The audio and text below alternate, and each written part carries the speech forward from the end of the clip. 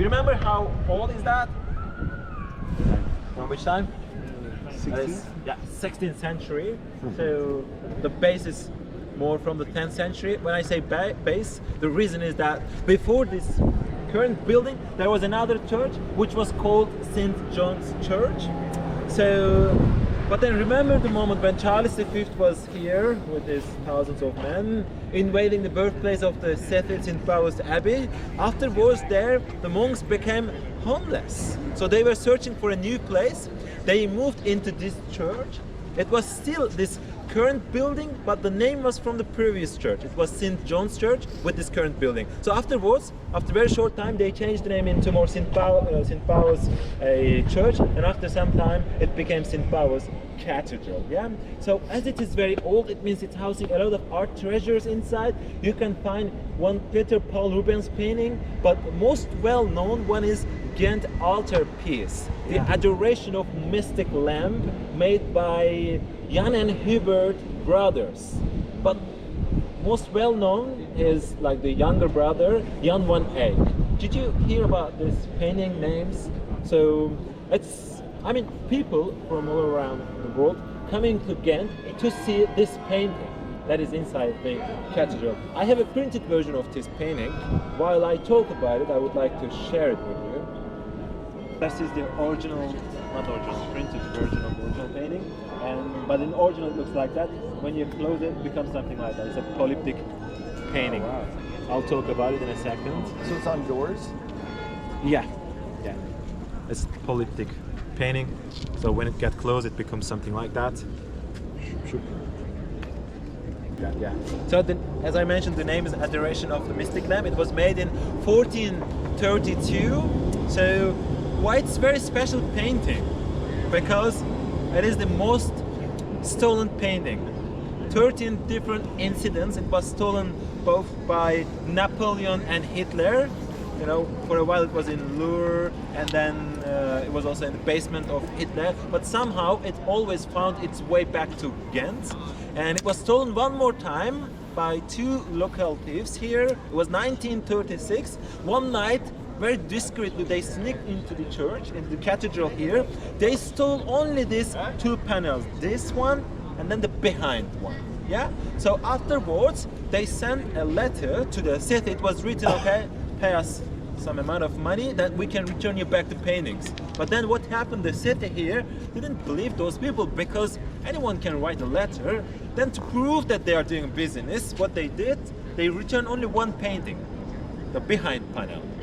In original this is 12 panels, they stole two, they returned only one. Then afterwards what happened? The city still didn't do anything. Means today this painting is still missing.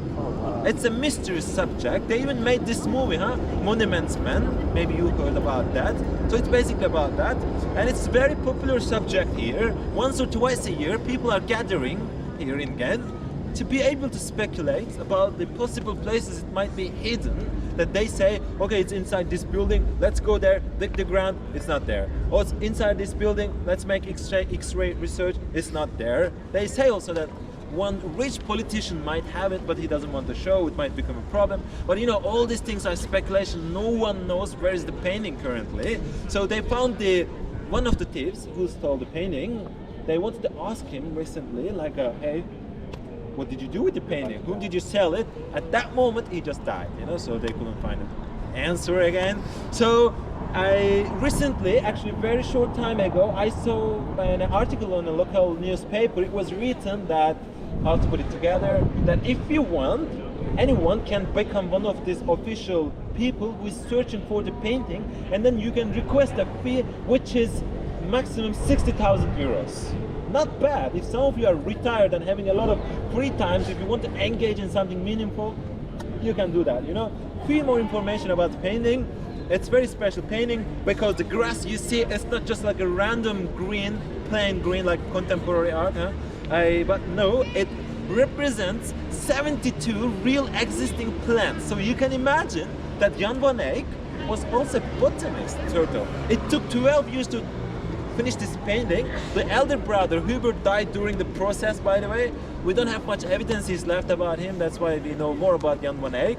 And when the experts are watching the faces of those figures, they can recognize what kind of skin disease those figures are having. So it's super detailed painting, like a 5 meters to 3 meters, I think, maybe a bit bigger. So yeah, it's a great painting. Belfry Tower, I guess now those actually who were saying it's a rooster can believe us that it's a dragon. We can see the beautiful backside of our dragon. So anyway, this dragon was put there just recently in 1980. Then it can make you question, what about this old dragon that was stolen from Bruges, Istanbul, Aleppo? It is inside the tower. We have actually 2 more dragons. Both of them are inside the tower. So if you want to see the original dragons, you have to pay for a ticket. It's like I think around 80 or something like that. But it's a great experience. You can go into the tower and then go all the way up. And because it is the highest tower, 91 meter high, and there also on the top you will see our beautiful carillon with a lot of bells around. So those bells that I was mentioning sometimes during the tour, you will see a bell that is like this size, very small, and then you will see another bell that is 6 tons. So this top part of the tower actually got extended throughout the centuries as they were having more and more bells to have more sophisticated communication. Yeah, but there is a challenge. If you want to go into this beautiful 14th century tower, if you want to go all the way up, there's a challenge that the staircase is very thin and it has 361 stairs, which looks more like a hill because it's very old and very slippery, huh? So what's gonna happen if you want to go all the way up? First you will get a little bit tired, then you get a little bit dizzy, and then you are getting super hungry, you are on the top super angry. So that's the experience, you know. But for sure it's gonna be cool. And this is UNESCO protected building, but right in front of it we have little building attached to that. So it used to be place of jail, was like from the 17th century until the beginning of 20th century. And there is a sculpture, relief sculpture on the facade. I would particularly like to talk about it. Can everybody clearly see that? Yeah. Yeah? So its name is like in dialect Mamalıkır, and English translation is more titty sucker or titty liquor. No, depends on your preferences. So it comes from a legend that I would like to share it with you. So once upon a time, there was a man who was sentenced to death, like by starvation in a jail, and there was a lady who could visit him every day, basically whenever she wants. And then weeks passed, months passed, he wasn't dying, he was even getting muscular. Look at his arm from here.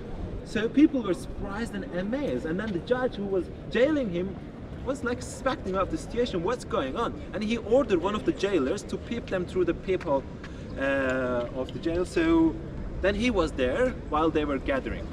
What he realized that after a few seconds of their meeting, the lady and the man, this lady is taking out her breast and starting to breastfeed the man. What happened? The jailer didn't immediately go away. He spent some time, some socialization. So then he met the judge, he explained everything. The judge was super angry, furious, not because only that they were cheating on the condition, but one more reason. Shall I tell it? Or you guess it? The woman just white.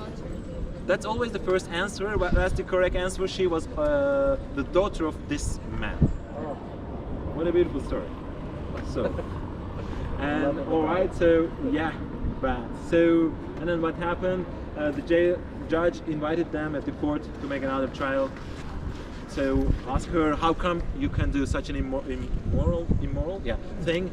And once she started to explain that the type of love she has towards her own father, sorry, the type, it sounds so strange, this pure love, real father, it seems like I cannot convince you anymore. It's like a daughter and father relationship, you know.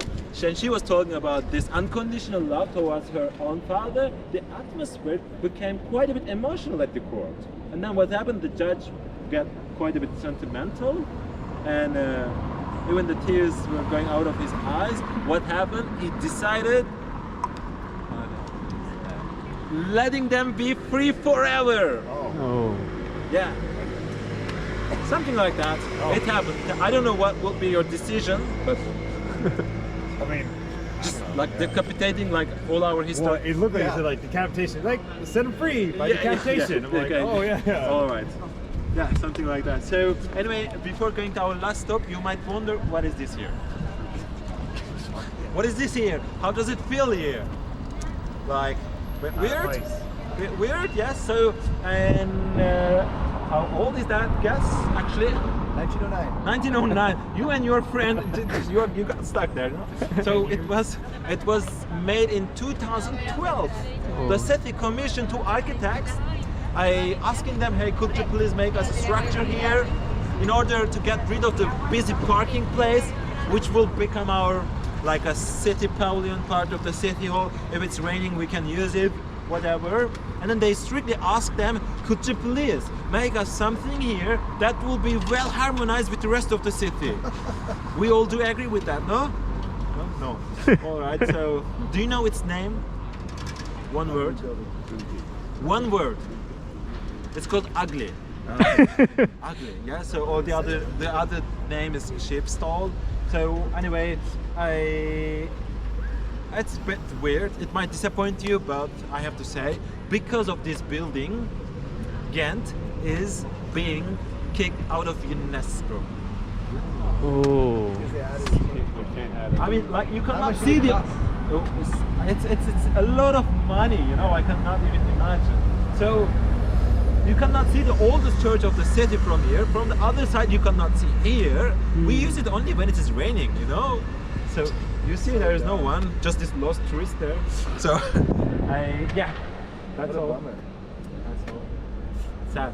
Okay, to change the subject, if you want to buy good chocolates again, it's at the corner, the dish tower. They won the prize of being best chocolates in the world in 2024. Also, it's a really good place. It can be either your first option or second. You can get